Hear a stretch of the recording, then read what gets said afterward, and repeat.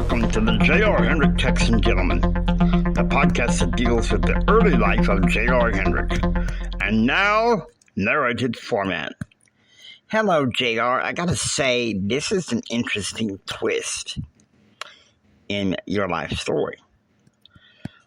I don't know what it was. It's just, ever since I was 19 years old, my granddad inspired me to take over a big company. Hopes of maybe going into politics someday. Anyway, you didn't come here to hear a bunch of BS, so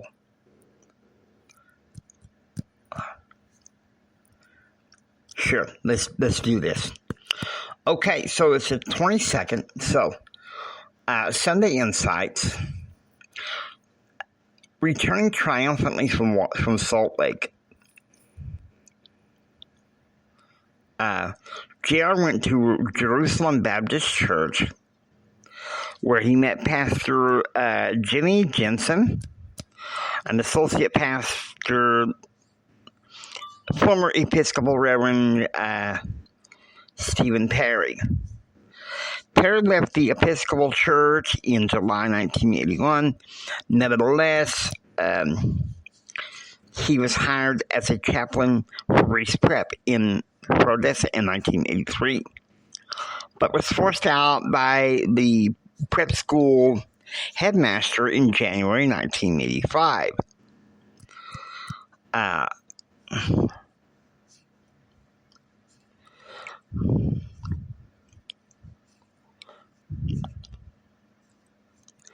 He was selected for this church to select hymns and write sermons for the pastor. JR remembered him for the fiery sermons that he had, but after a while, chapel wasn't interesting anymore, except he got to where he was looking at Elizabeth Reynolds. The prep school would later be known as R.W. Young Prep School, owned by the Church of Jesus Christ of Latter-day Saints, as of July 2012. After church, Jim plays golf in Virginia Beach with Scotty Underwood. Scotty says he may be stepping down from his gubernatorial duties in a year and a half, his government duties in a year and a half, to pursue his ex-wife and his daughter. Now, it's 2:15 a.m. and Jim is in the kitchen getting a cup of coffee, thanks to the help of Vera, the night servant. Jim found out that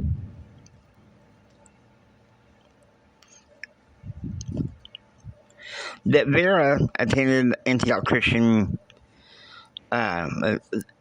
Assemblies of Christ in Arlington, Virginia. Now, okay, so it's 3:19 a.m. Jim had just finished watching an old episode of Dallas that came out in 1980. He remembers how that June that his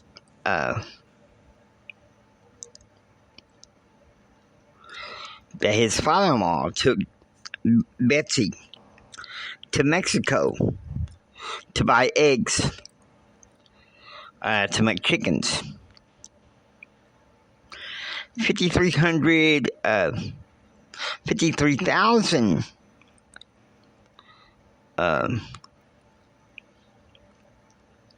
pesos was quite a bit of money back then for those eggs.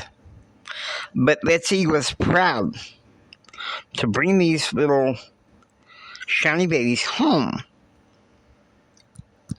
in a specialty container. Okay, so it's 6:30 a.m. Breakfast that morning was a choice of French toast or bagels, bacon, and blueberry muffins. JR was the first one there at the table. And I think he's pretty quiet this time. And Betsy's screaming, Jim, Christine! And Jim comes in, and Christine comes in, good morning. And Jim says, well,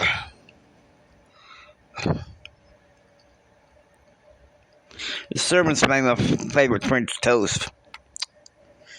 Before I go out to the club, Jim said, your plate's at the table, Betsy says. Jim reads from the front page of the Fort Worth Times. Oh, hell, I don't believe this. Okay, so Betsy's like, oh, what now? And she's like, well, there's this Ellis Winslow, this congressman, who has, he has a press conference Saturday. He's opposing sustainability for small business and welfare reform.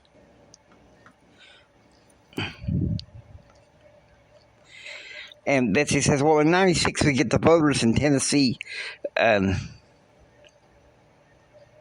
give them an old heave-ho. And so Christine, she's like, Mom, Ellis Winslow came to speak at my school 2 weeks ago. And you know what? He's crazy. Dumb windbag. And Betsy's kind of like, don't want to hear that this morning, Christine. And Christine just keeps it going. Now, Mom, come on.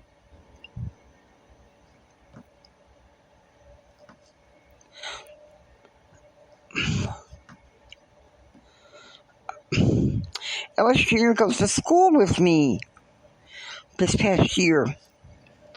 And you know what? He told me, he says, lots of people are tired of his father's lectures.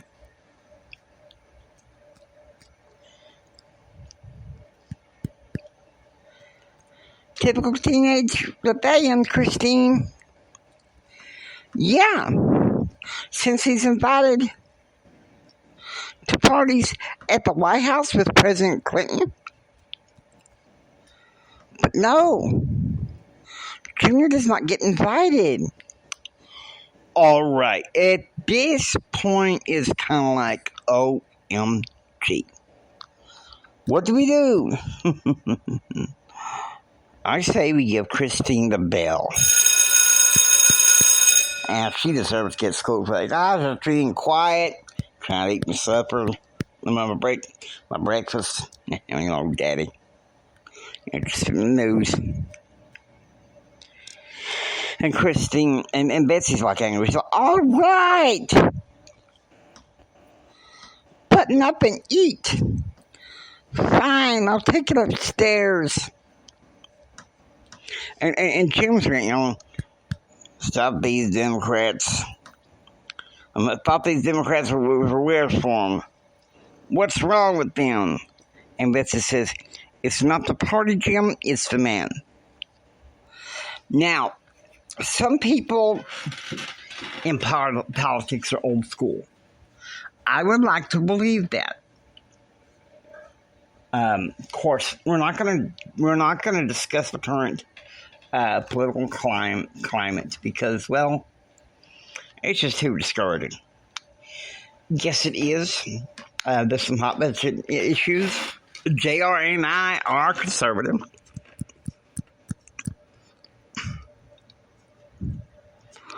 And so, now, Jim says, I'm due at the club. Golf with Blake Carter. You might want to pay Katie a visit. He kisses her and says, I love you, darling. So back in the kitchen, Betsy turns to JR. You are the quiet one all along. What's going on? And JR's like, Salt Lake taught me that all you got to do sometimes is just sit back and observe. Watch. Daddy and Christine going at it. Well then, you got your mama's genes more than your daddy's. I pray that this 2-week leave of absence gets him to calm down. Okay, so now it's 9:15 a.m. And Christine is on the phone in the Dream Team Lounge. She's being sarcastic with some boy from school. And JR could hear it. He's sitting down in the Dream Team Lounge, He listens to a book called, Introduction to Propaganda Theory. He does his best to ignore the heated conversations. However, Christine and the boy in the room near the lounge. 11 a.m. Back at the office, Jim gets his secretary to book a charter flight. One for him to fly to Fort Worth tomorrow to be interviewed on the Andrew House show in Fort Worth, at the Fort Worth Times headquarters in downtown Fort Worth. And for another flight for himself, Betsy, and JR, and Mike Fields to go to Miami.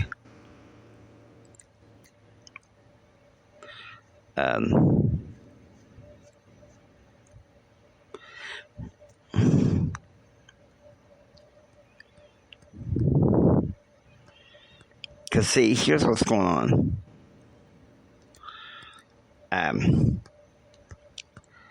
Tom and some other people told Jim that taking over the company, they were taking over the company for JR. It was not a choice for him. He had to take it. And he meets with Kelly for what would be not only his meetings with Andrew House tomorrow, but his phone interview with Blake Carter in Miami on Wednesday. I was like, Kelly told him that Seth Stone was in a federal prison in Memphis, Tennessee. Diane Stone, Reed, was arrested Saturday for obstruction of justice and bribery. Okay, so it's 11:35 a.m. Betsy returns to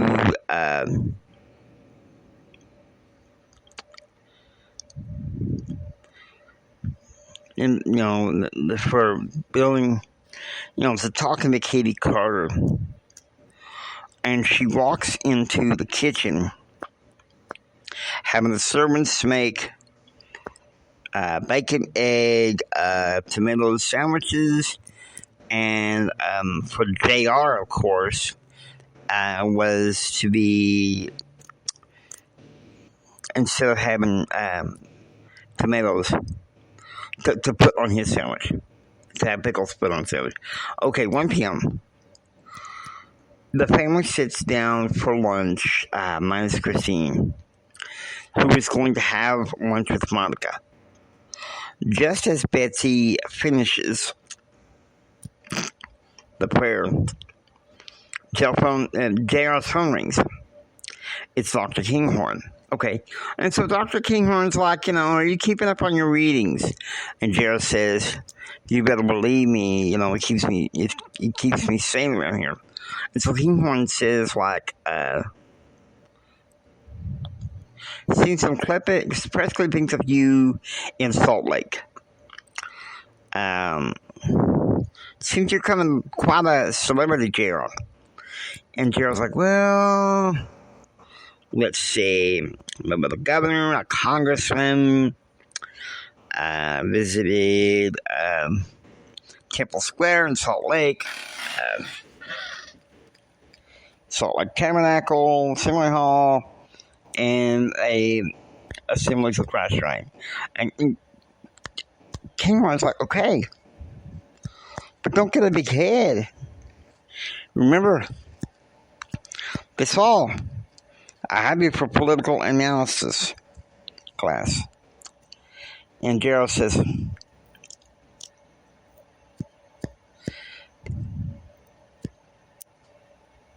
just sat down for lunch with my mom. And Daddy gave me a call, and Daddy, give me a call sometime. I'll let you know what's going on. Okay, and so Kinghorn's kind of, maintain your independence, Gerald. It's almost like Kinghorn was like my life coach back in those times. From earlier that year, I had a lot of uncertainty, rebellious. So Gerald hangs up the phone, and his father turns to him. Who the hell was that? And so Gerald says, my future paper advisor, gave me some reading list. Okay, so now it's 2:30 p.m. This is a turning point here. Elizabeth, Betsy, and Jim are in the examining room where Dr. Springfield comes in. The photodynamic therapy done in El Paso has made some progress, but not enough.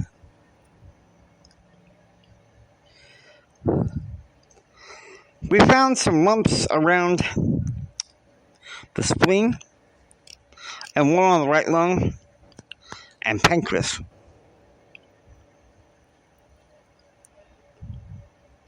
That will explain why she came down with pancreatitis 2 years ago, Betsy said.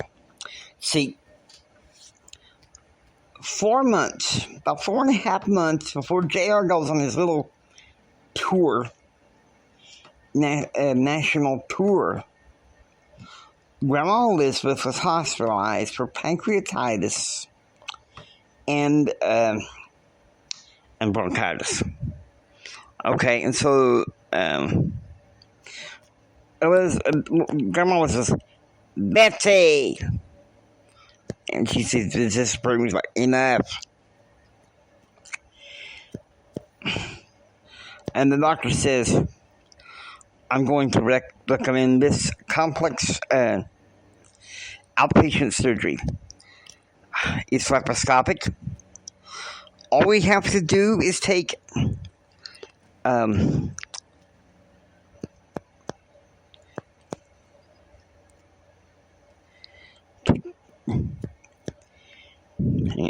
cut some parts of tissue in order to heal from the cancer lumps.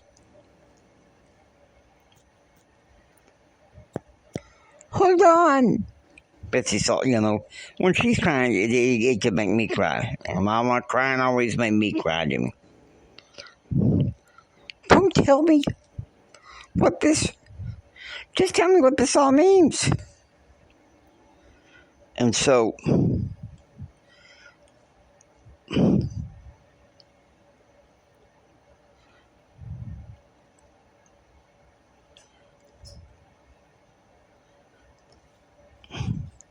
he says,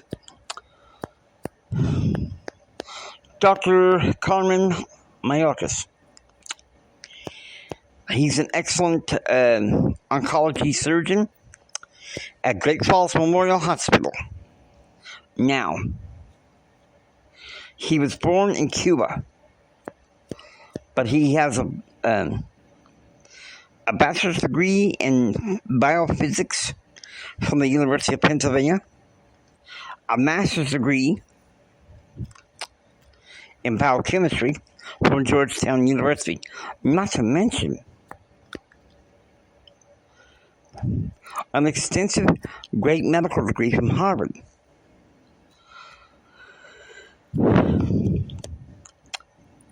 Elizabeth said it from the examining table. If you people who went north can poke your sticks to stop the cancer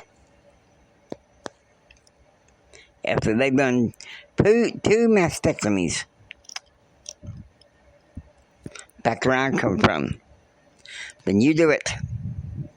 It's my last hope. I'm dying anyway. Mama! Hush, Betsy. I'll be back with a nurse to set up the appointment with a surgeon, the doctor said. And she was like, Betsy, I need to talk to your mama alone. So she leaves with the surgeon and, closes the door. And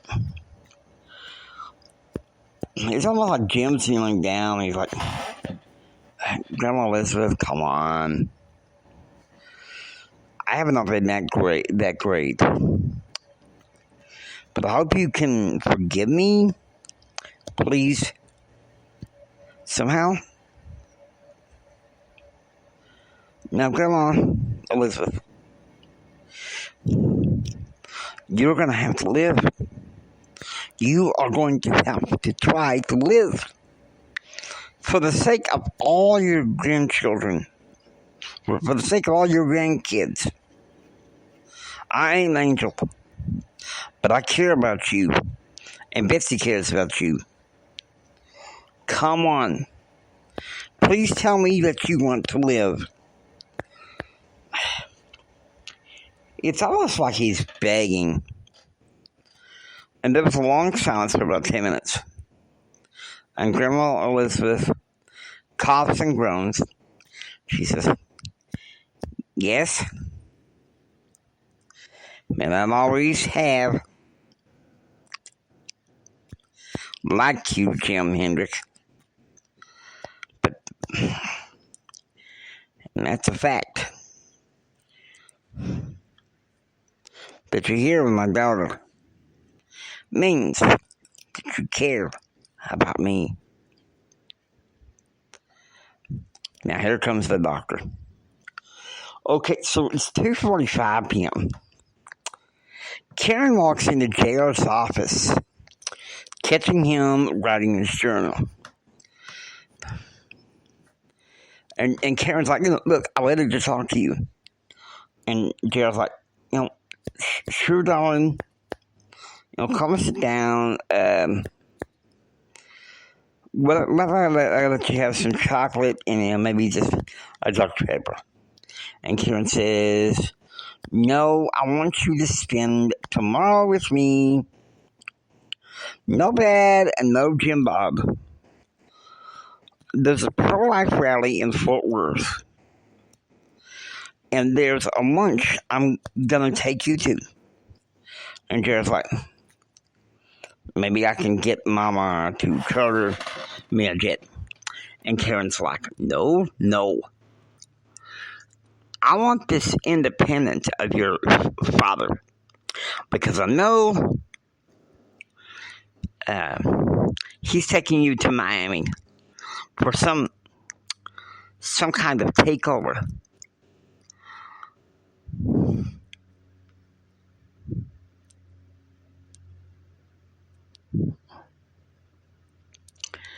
Oh, don't worry. Elizabeth Beck told me all about it, and Jared's like, I sure hope you can trust her. Daddy and I are like to be tight-lipped about a secret. And she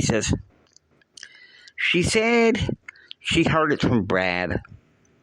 Come on, you can trust Brad. Grandma's chartering a jet. And on Thursday, I want to let you know, Thursday, we want to spend all day with you. You spend in the morning with Brad. And then lunch at Marissa's apartment. And then we have the whole group Bible study that night. And Jared's like being all sweet. I know your mama.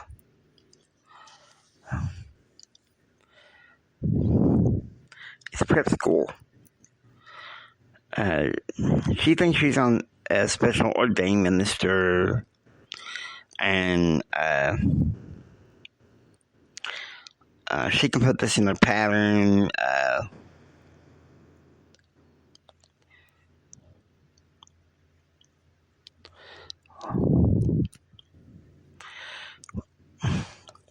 We live early in the morning for DFW. Okay, so it's 3:10 p.m. Okay, get this. It's a beautiful scenery at 14 Heritage Gate. That's the name of the mansion, big old block in JHSDC. Okay, so arriving at 14 Heritage Gate, Betsy signals for Brittany, one of the nurses, to escort his mom around back to the apartment. And she walks into Christine's bedroom, and it's obvious that she's not there. She's playing video games with Monica. JR's obviously downstairs in his office. Her husband has gone for another swim in the indoor pool, and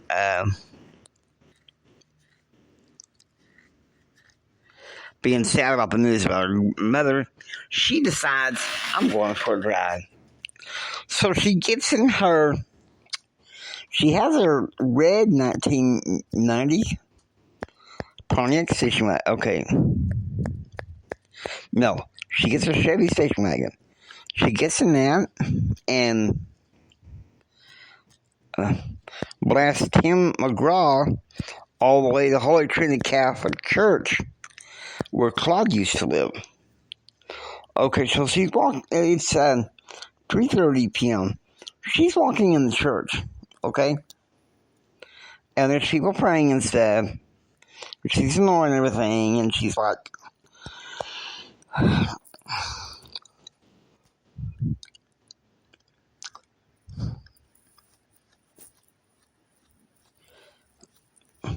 she's pouring out her soul about her mother's battle with cancer to this priest.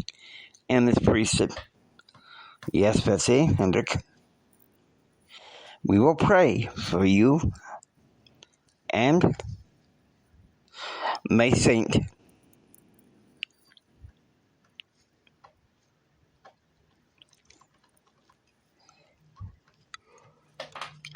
Mary of Casilla, pray for your mother. Father, please forgive me.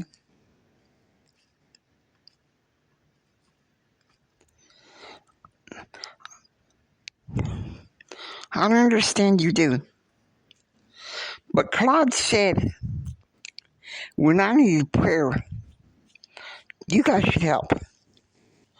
Okay, so it's 6:30 p.m. What, you guys ready for this? JR and Karen, they had like a nice little dinner at Burger King, and so now they're in a singles classroom at Jerusalem Baptist Church. And it's a Bible study lecture. Dr. John Barr,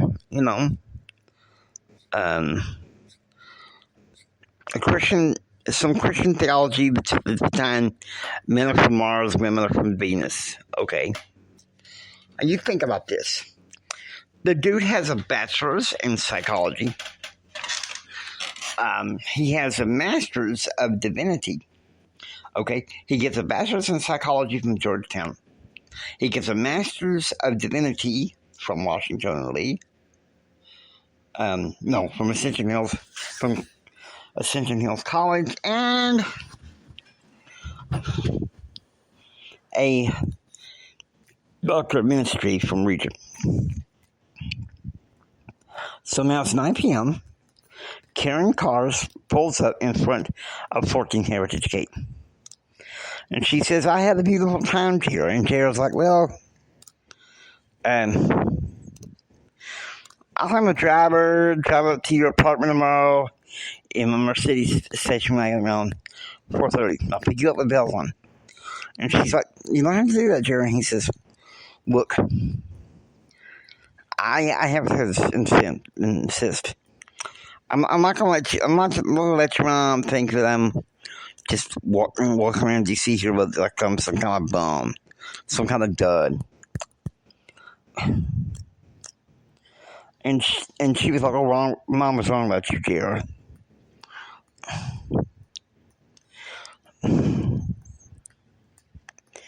And she's, honey, please, I'll write Mama and break the news to Daddy at dinner. All right. Mama broke the news to Daddy at dinner.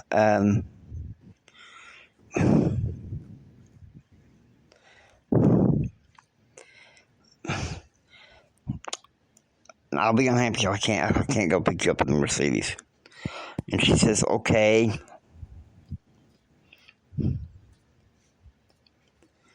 And Karen's like protesting. Here he goes again and complaining that you're spoiled. I thought you were independent from him. Okay, it's kind of like, whoa. Karen, I thought you were on Jared's side. You get the bell.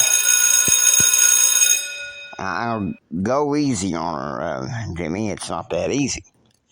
But maybe she does deserve a little bit of the bell because, well, she got stars in her eyes about Brad. And Gerald's like, hun,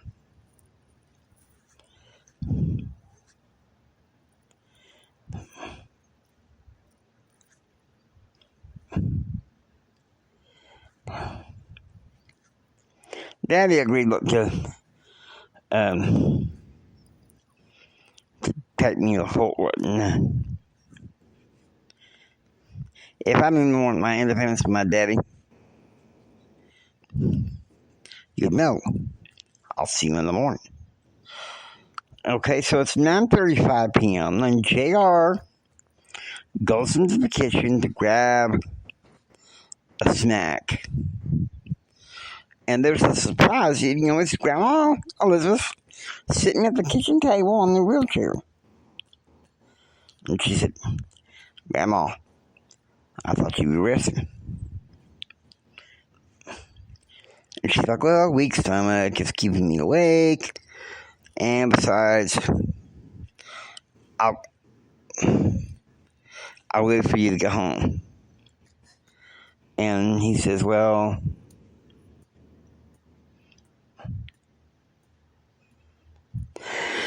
I'm heading for Fort Worth with Karen early tomorrow morning. And Grandma Elizabeth says,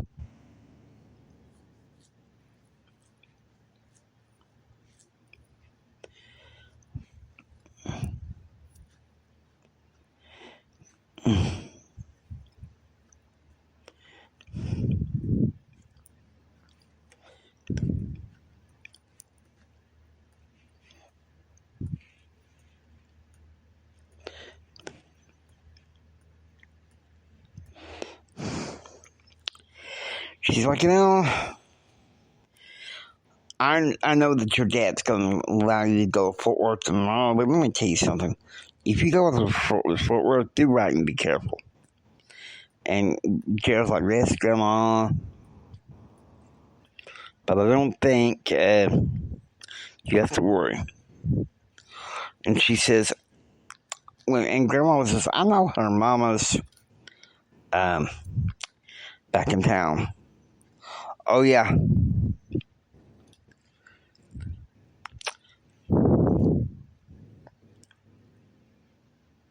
Just because I'm in D.C., that I don't catch up with the latest gossip. She's gonna flip when you and Karen go to a pro-life rally. I don't understand it myself. And Gerald's like, well, you taught me to be pro-life. And she says, no. You got the pro-life from your mama. I just told you the consequence of having an abortion. And Gerald's like,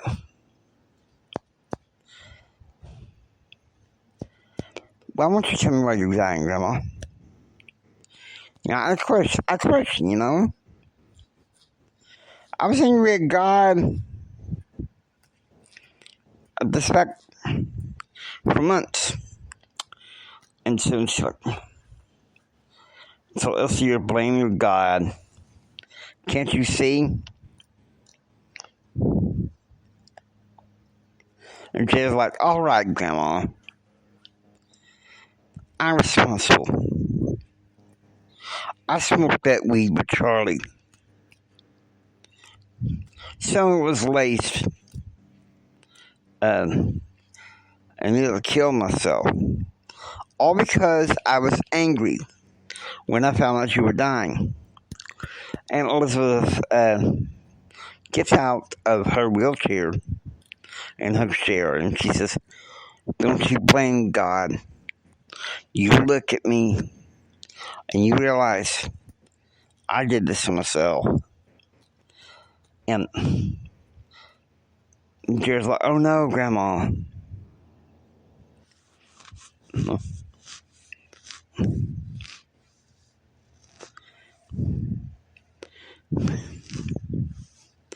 Mom was always complaining because you wouldn't exercise. And she says, you're right. Your mama was always on my case. And Jeff's like, well, because you took those hormones. Okay, so it's 12:20 a.m. Elizabeth wakes up vomiting and weak. And so she reaches for tonic, which is apple cider vinegar and red wine. Okay, so now it's 1:30 a.m. and Jim, he's out on the front portico of 14 Princess Gate. And he calls his fancy lady, Ebony, asks him to gather up some dirt. I Clinton appointed state attorney. Come to find out, he was with her. Okay, so it's 3:40 a.m. Eastern. Jim sits in the front lounge, listens to some music, reminding him of back in the day with Betsy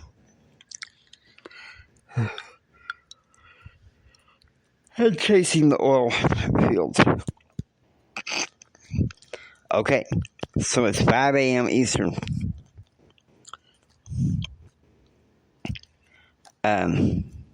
Jim was forwarding a flight jet bound for Dallas Fort Worth. JR, Karen, and JR's personal assistant, Carmen, board the plane.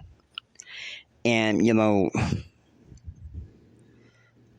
the pilot calls into the cockpit, you know, hey, you.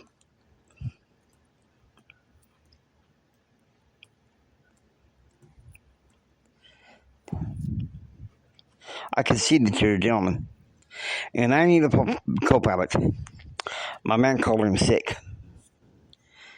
Absolutely, Carmen said, walking towards the cockpit of the plane.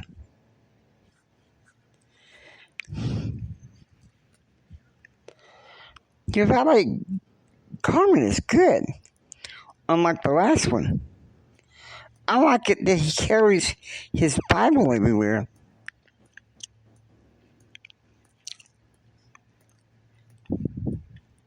He's good. You hold on to him, J.R., Karen says.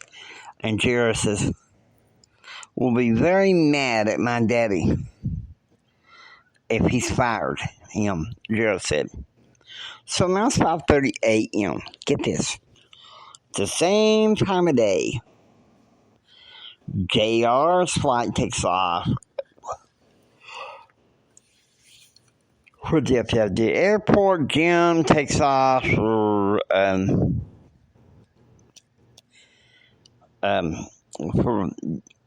DFW as well. Okay. So at 7:15 a.m. Central, Jared and Karen had waffles for breakfast with orange juice. And now they were 45 minutes from final approach at DFW. Okay, so it's 9 a.m. So Jim checks into the company offices of HG Oil in Fort Worth. But JR is fishing with Karen. You know, she was baiting the hook and, had Carmen clean the fish. And something, Karen got 3 crappies. And so far, JR got nothing. So it's 11 a.m. as JR attends the pro-life rally for luncheon. He's on the Hendric House show. He's talking about the things he knows about whitewater. Thanks to Texas Tech Law School Dean Jack Robertson. Okay, so it's 1 p.m. After being on the Hendric House show,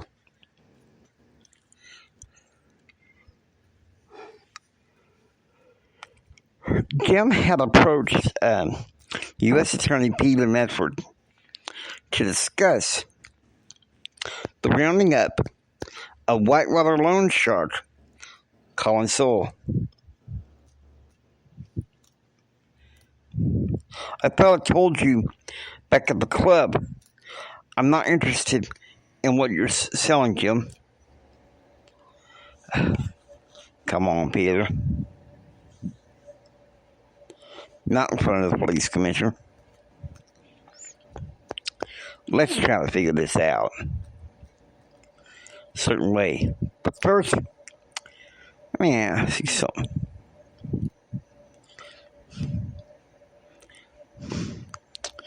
Have you met Will, the wonderful boy? Best caddy in town, Jim said. Now, Jim, what the hell is you want? And Jim says, you see, I have a connection. The fancy lady back in Washington, D.C. said that she flew down to Austin last year, and you were, of course, participating in some charity tournament.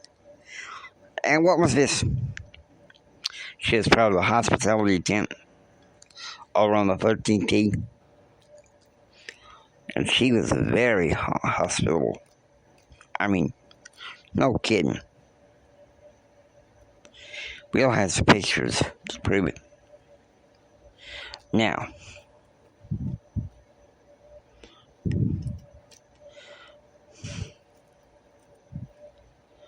you will round up this loan shark who was preyed upon by the Clintons.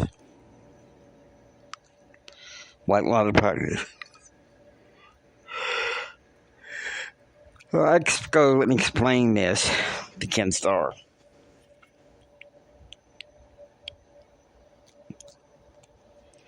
All right. I think this deserves a drink. See, JR wouldn't do this. This is kind of a spoiler alert. It's not technically. Betsy asked his father to help. And JR's father to help. And, well,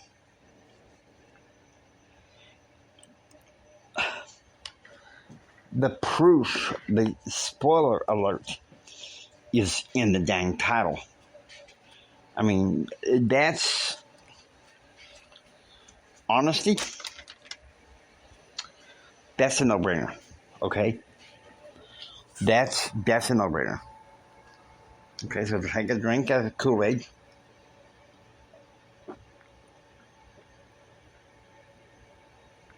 Doesn't get sleepy. 3:10 p.m. Central. JR and Karen board the charter jet that was to take them back to Washington, D.C., along with JR's valet Carmen. 5:40 p.m.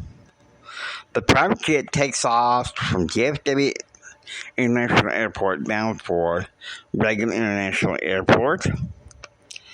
JR is relieved to finally hear from his best friend Ken, who had been slaving for the past couple of days for the Dr. Pepper Company. Oh, stepdad. Yeah. 5 p.m. JR and Karen have... Okay, so that must have been a 3:40, yeah. 5 p.m. JR and Karen have ribeye cheeseburgers. And Karen says, well, I hope you haven't heard from Charlie Nation. And he says, no, Karen. But I did get an email from Jennifer Bowers. She's mad because one of her classmates from France tested England for being so pro-business. And she said, don't after this girl. If she's chasing hand-kissing foreigners. And Jared's like, hey, can we just sit back and enjoy this flight?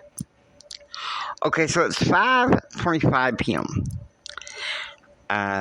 Jim is drinking iced tea, an executive suite at the Hyatt Fort Worth, and he gets a call, and it's Ebony.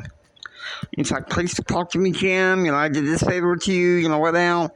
Come on, come see me. And Jim's like, what the heck? You know, shut your mouth.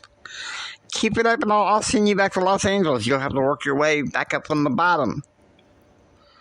And, you know, he's swearing at her. And he tells her to leave him alone. Okay, usually I give Jim the bill. But he wants to leave that lifestyle behind. No. Ebony gets the bill. And why? She gets schooled because, you know what? Even the man's rich.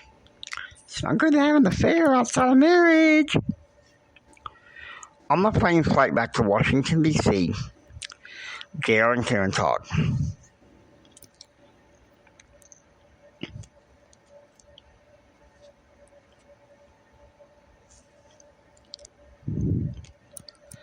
Well, now you see what all this means. Karen says, you know, Sarah Weddington was at the rally. You have a variety of people.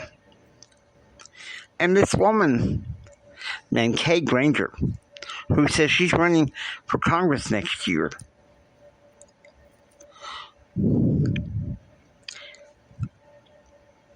She also spoke.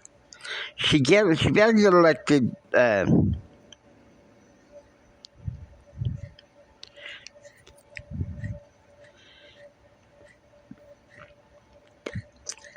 because Dallas Fort Worth is known for bringing in these dang Marxist liberals. And Gerald's like, watch it. I'm ashamed that I was one of those.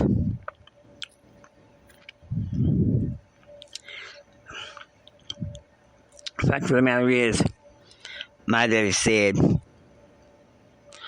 that he was not.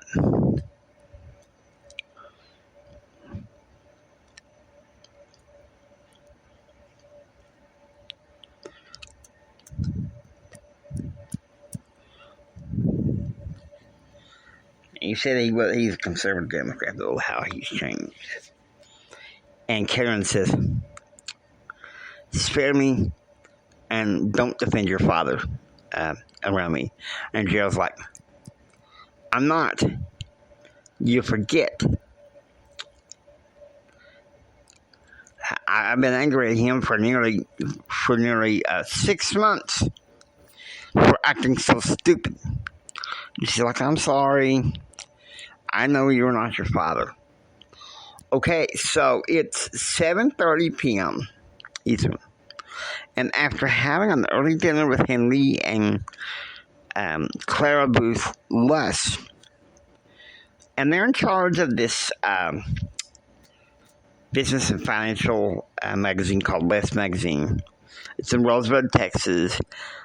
Jim's private plane departs from Kiev International Airport for Reagan International Airport. Okay, so it's 9:20 p.m. Okay, Carmen drives the station wagon to drop off Karen at her Georgetown apartment. And it's called Windsor Crest. Can you imagine that, Gerald? Oh, yes, Windsor Crest. I used to hear the dang commercials all the time. And she says, I had a wonderful time, Gerald. And he said, I would come up and talk to you for a few minutes. But not tonight. I'm on a flight that leaves early tomorrow morning for Miami. And she says, see you at lunch Thursday at Marissa's. And wear some gentlemanly attire. Oh, it just seems like, oh my word. What is that? Okay, so here's what the action is. Okay, are you ready? 1 p.m. So, Miami, Florida. This is the corporate headquarters of Nicodemus Foods.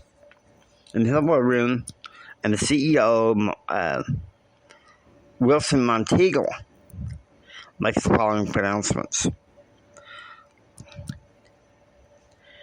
There has to be consequences for the distribution failure. I mean, we had a massive first quarter set of losses this year. And I'm afraid some entry level or analysts or mail room people and some of the secretarial staff will have to go effective next month. Okay, so picture this, okay? It's a long hallway to the board. You know, you got these flush corner offices. And, okay, so JR's walking alongside, and it's Mike Fields. JR, you told me that Mike Fields was your mentor when your grandfather died. He was. Drew taps JR on the shoulder, and he says, you're the king. Go do this. Go get him, Tiger. And so JR, he rushes into the boardroom. He says, ladies and gentlemen, no need to rush off, because the real meeting's about to begin.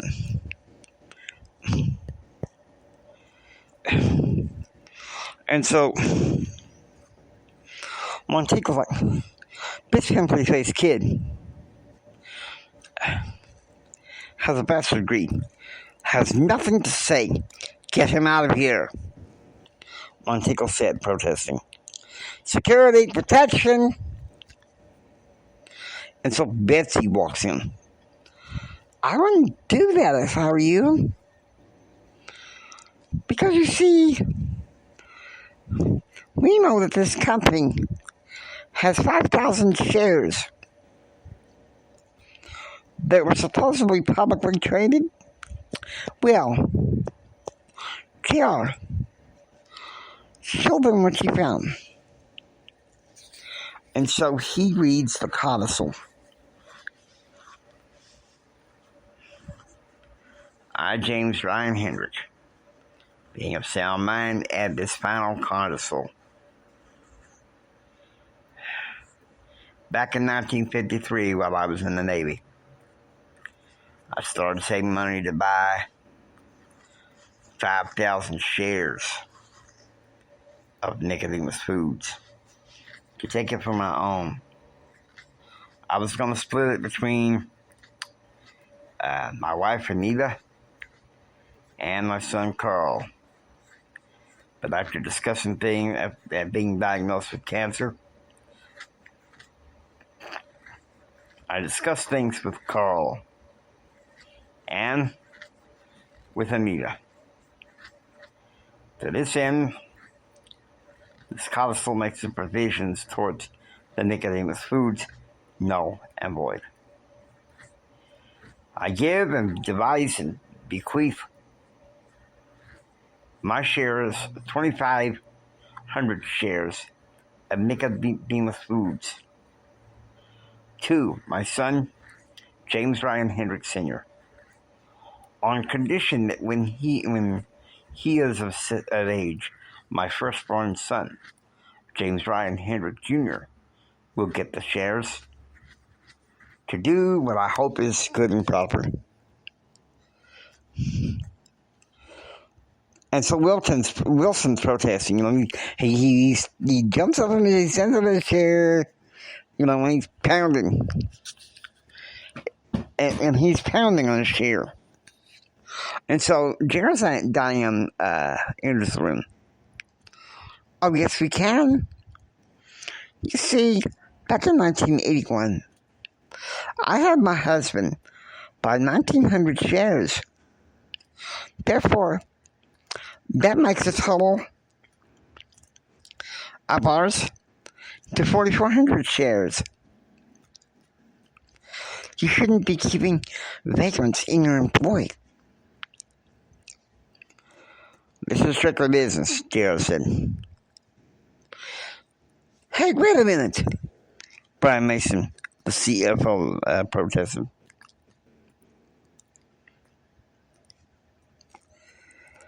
Forgive me this information, but we don't have much time. You see, we have 4,400 shares, and we know that Wilson has 600 shares that are publicly traded, and he only controls 230 of those. Well, now, guess what? This is Betsy said. My husband and I took over a huge block of stock, and that leaves Wilson down to 12 shares. Now, wait. My husband has something to say. So, his executive suite in Atlantic Key in Miami, and Jim, he's standing here, he's in a polo, and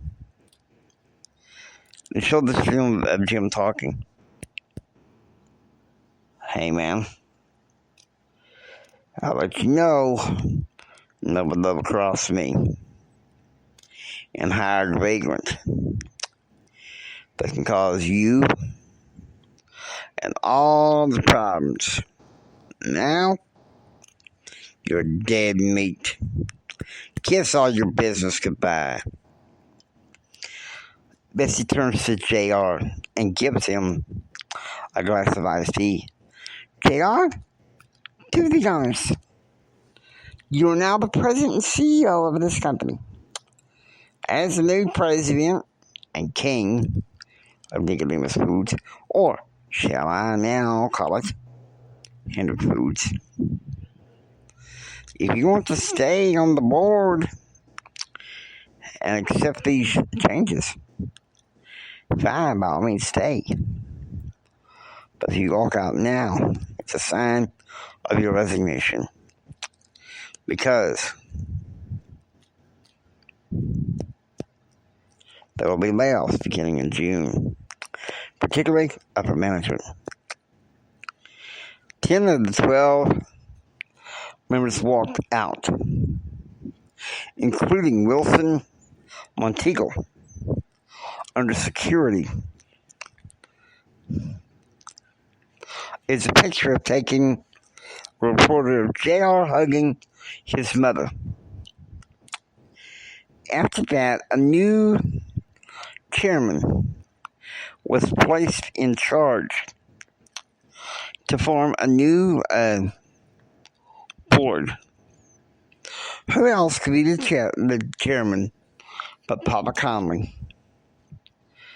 2 p.m. Eastern. Great Falls Memorial Oncology. Grandma Elizabeth is going through some blood tests pre-op, and Thomas is with her. Okay, so now it's 3 p.m. Jim is in his business suite and the key, and it's obvious he's talking on the Blake Carter show.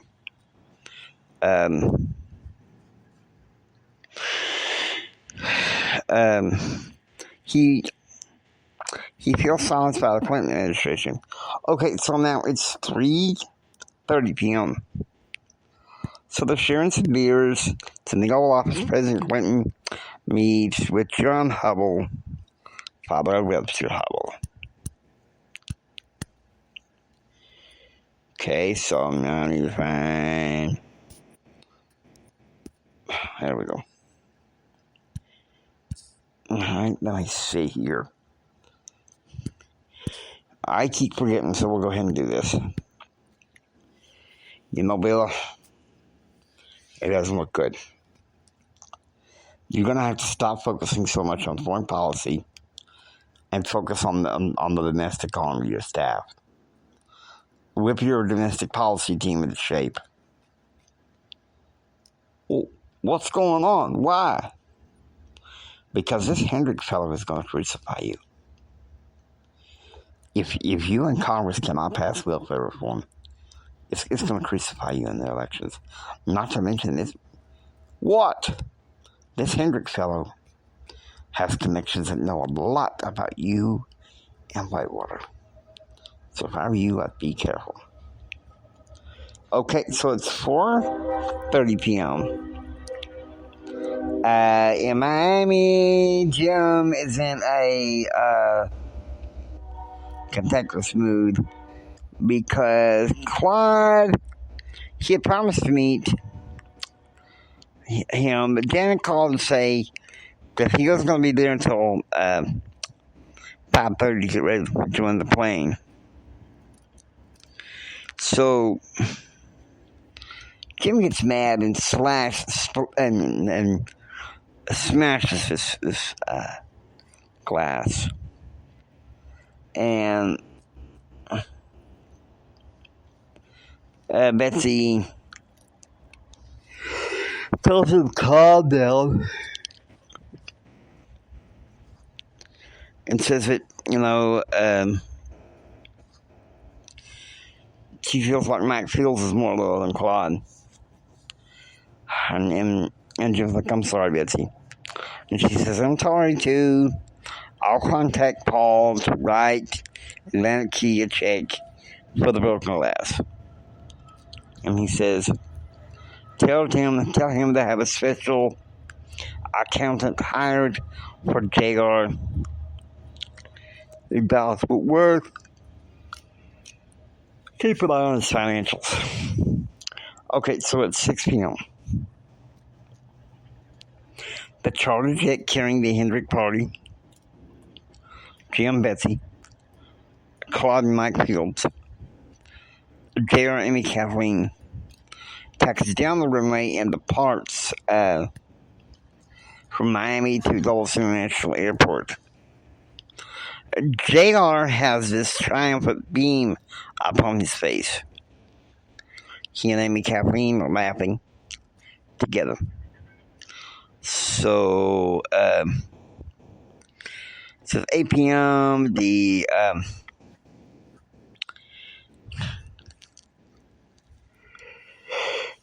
Hendric party gets out of the plane, gets going to stretch limo to drive. It's a 35-minute drive back to the 14 Heritage Gate Mansion. And so JR's telling Amy Catherine, look, I'm not crying because I'm hungry. I already had a cheeseburger. What I'm crying for is that I'm hungry for success.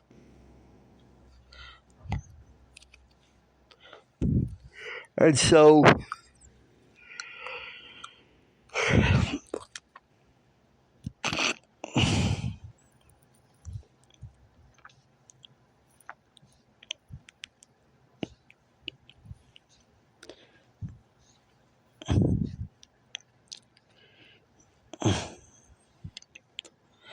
Betsy's like, calm down, JR. Didn't I warn you about this before going to prep school, remember? And JR's like, so Jim says, can we just relax? The boy's hungry for accomplishments. Can we be with that? And Betsy said, well, and so Claude's like, well, Betsy, she's right. We don't want him to have a big head. And she was like, speak for yourself again, you know. Priscilla divorced you just 5 years ago. You played the party playboy, and now you decide you want to get married again. You're going to be married in less than 2 months. And Claude's like, look, don't lecture me about my capabilities.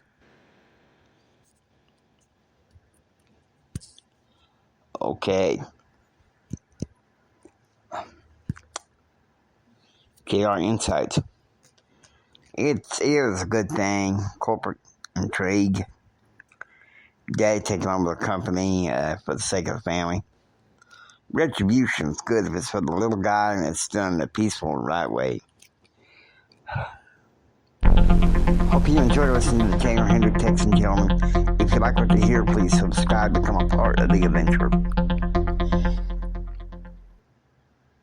This is the James Hendric Empowerment Network saying until next time, take care and get ready for the rest of the story.